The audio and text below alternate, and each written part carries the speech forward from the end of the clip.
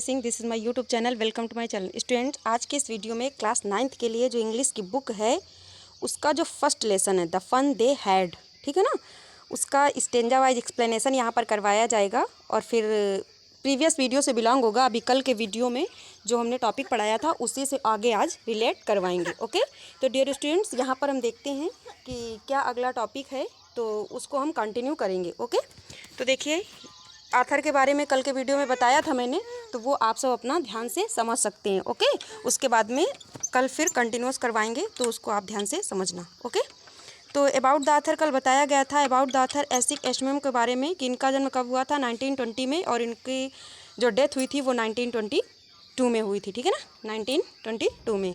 Was an American writer. ये कैसे writer थे? अमेरिकन राइटर थे, और ये एक प्रोफेसर थे, बायोकेमिस्ट्री से प्रोफेसर भी थे। इनको साइंस के क्षेत्र में इन्होंने बहुत सारा वर्क किया था, उसके रूप में इनको जाना जाता है। तो इनकी कई सारी बुक भी पब्लिश्ड हुई हैं जिनका जिक्र आपके लेसन्स में हुआ है। और ये एक अमेरिकन थे और बहुत ही अच्छी इनकी प्रोफाइल थी, क्योंकि इन्होंने साइंटिस्ट और साइंस के क्षेत्र में बहुत ही अच्छी प्रोग्रेस की हुई थी। ओके, तो डियर लर्नर, यहाँ पर एक स्टोरी जो है उसमें मेन कैरेक्टर है मार्जी। क्या है? लड़की का नाम है Margie. Margie is the main character of the story. She is the girl of the 11 years of age. कल के टॉपिक में ये मैंने बताया भी था कि मार्जी इस स्टोरी की मेन कैरेक्टर है और उसकी उम्र 11 वर्ष है। She writes a diary on the night of 17 May 2157। Okay, वो एक डायरी लिखती है 17 मई 2157 को। लिखा as old earlier the story set in the future. बहुत पहले की कहानी है ये। लिखा हुआ है 140 ईयर्स, आज से लगभग 140 वर्ष पहले। And at that time Margie writes an entry in her diary and she writes that Tommy found a real book. और उस डायरी पर वो एंट्री करती है कि टॉमी जो है वो उसको एक बुक मिलती है और वो बुक रियल बुक मिलती है उसको। Okay, they only have e books the virtual books now days. आजकल उनके पास केवल ई बुक का मतलब होता है इलेक्ट्रॉनिक बुक्स थी। पहले से जैसे हैंड रिटन बुकें होती थी वो उनके पास नहीं थी। ओके, तो इस लेसन में क्या है कि यहाँ पर मार्जी ये बताती है कि पहले के समय में स्कूल टाइम कैसे होता था, कैसे लोगों की स्टडी करते थे, कैसे लोग स्कूल में कितना फ़न होता था पढ़ना, और आज के युग में कैसा हो गया जब से ऑनलाइन क्लासें हो गई, ऑनलाइन स्कूल हो गया, डिजिटल एजुकेशंस में और पहले की एजुकेशंस में क्या चेंजमेंट है। तो यहाँ पर वही बताया गया है। तो देखिए, फर्स्ट चैप्टर में क्या है।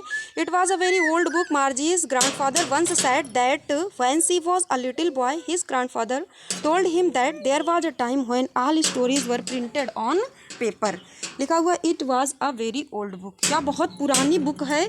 Margie's grandfather once that, Margie के ग्रैंडफादर ने एक बार ये कहा था दैट कि when he was a little boy, जब वो एक छोटा लड़का था, तो his grandfather told him that, उसके दादाजी उससे बताते थे that there was a time, कुछ समय पहले एक ऐसा समय था, when all stories were printed on paper, जब सभी कहानियाँ पेपर में प्रिंट की जाती थी। पेपर में क्या की जाती थी? प्रिंट की जाती थी, छापी जाती थी। ये बात मार्जी को पता चली। ओके, तो दे टर्न द पेजेस, उन्होंने कुछ और पेजेस को टर्न किया, विच वर येलो एंड क्रिंकली, जो कैसे थे? येलो थे, मतलब पीले थे। ओके, पीले कलर के जो थे। लिखा and it was awfully funny to read words, और उन वर्ड्स को पढ़ना बहुत ही फनी लग रहा था। Instead of moving the way they were suppose to, क्योंकि जैसा वो सपोज करते थे उससे बहुत कुछ हट करके ये सब था। Okay, and then when they turn back to the pages before it, it had the same words, उन्हें फिर वही शब्द मिले that it had when they read it the first time, जो शब्द ऐसे ऐसे शब्द मिले उन्हें जो उन्होंने बुक में पहली बार पढ़े थे। ओके, ये उसका स्टेंजा वाइज एक्सप्लेनेशन भी यहाँ पर दिया हुआ है। लेकिन गी सेड टॉमी, जैसे ही टॉमी ने उस चीज़ को टॉमी उस चीज़ को पढ़ता है तो वो क्या कहता है कि गी सेड द टॉमी। गी का मतलब होता है डिसलाइक करना। व्हाट अ वेस्ट, कितना बेकार है। When you are throw the with the book you just throw it away, I guess. कहते जब तुम लोग बुक के साथ हम लोग होते थे तो ऐसा लगता था कि वाकई रियल में सब कुछ फील करते थे। Our television screen must have million books, हमारे टेलीविज़न स्क्रीन में बहुत सारी बुकें हैं आज के समय, and it's good for plenty more, और मुझे बहुत अधिक टाइम भी मिलता है पढ़ने के लिए। I would not throw it away, लेकिन रियलिटी नहीं है। जो अच्छा, जो चेंजमेंट उस समय की बुकों में लगता था, जो डायरेक्शंस और जो इंट्रैक्शन उन दिनों बुकों के साथ होता था, वो अब नहीं है।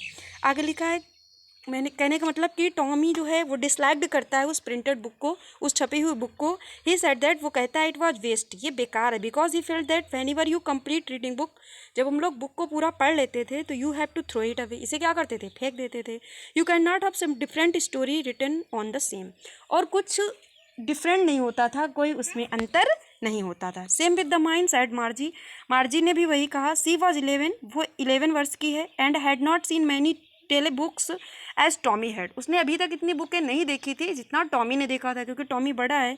ही वॉज 13, उसकी उम्र कितनी थी, 13। तो यहाँ पर 2 पॉइंट्स हमारे क्लियर हुए कि मार्जी की एज कितनी है, 11 ईयर्स, एंड टॉमी की एज कितनी है, 13 ईयर्स। ये दोनों पॉइंट पर आप अंडरलाइन कर लेना और याद भी करना कि मार्जी कितने ईयर्स की है, 11 ईयर्स की, और जो हमारा टॉमी है वो कितने ईयर्स का है, 13 ईयर्स का। Okay. She said where did you find it, उसने कहा कि तुम ये बुक कहाँ तुम मिलेंगी।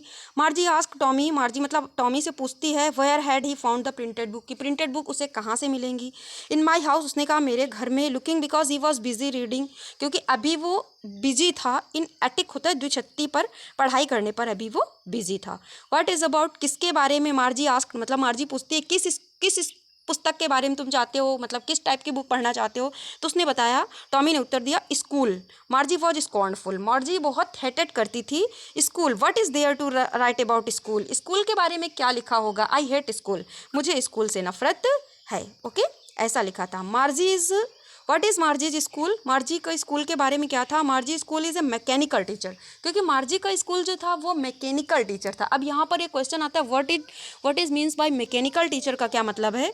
तो that means machine which teaches you, mechanical teacher का मतलब है मशीन जो तुम्हें पढ़ाती है, and not that school were we all go, और वो स्कूल नहीं है जिसमें हम सब लोग अब जाते हैं। जैसे हम लोग ऑफलाइन पढ़ते हैं, ऑनलाइन पढ़ते हैं, तो उसमें मैकेनिकल टीचर हमें पढ़ाते हैं, मतलब कंप्यूटर हमारा मैकेनिकल टीचर है, और उसमें हमें ऑनलाइन एजुकेशन प्राप्त होती है। ओके, तो dear students, thanks to all of you.